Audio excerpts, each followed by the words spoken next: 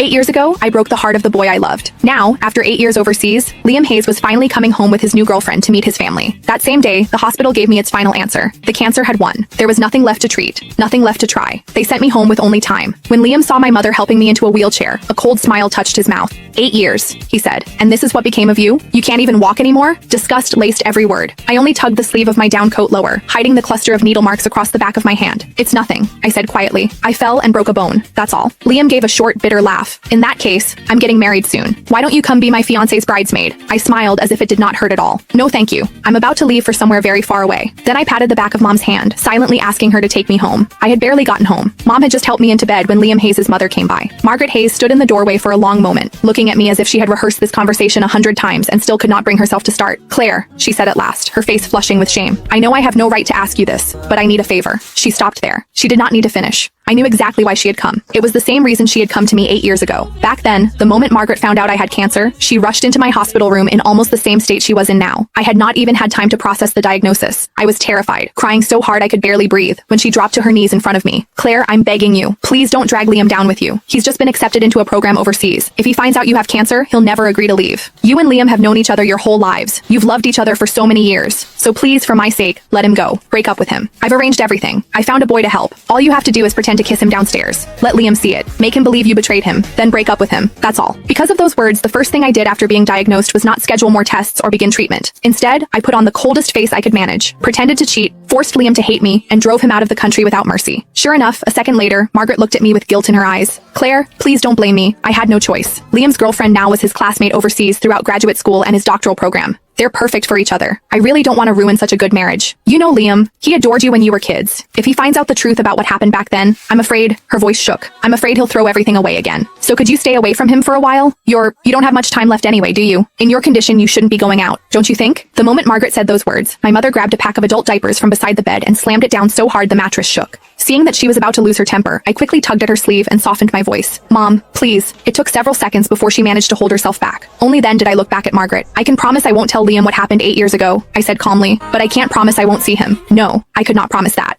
Because during all 8 years of surgeries, chemo, and hospital ceilings, there had never been a day when I stopped missing Liam. Chapter 2. When chemotherapy became too much to bear, I would clutch the old photo of Liam and me until my fingers cramped. Some nights, that picture was the only thing that kept me from giving up. I went through more surgeries than I could count. Some minor, some so dangerous, Mom signed the consent forms with shaking hands. More than once, I was rushed into the ICU and almost did not wake up again. Every time, Mom stood beside my bed and shouted herself hoarse. Claire,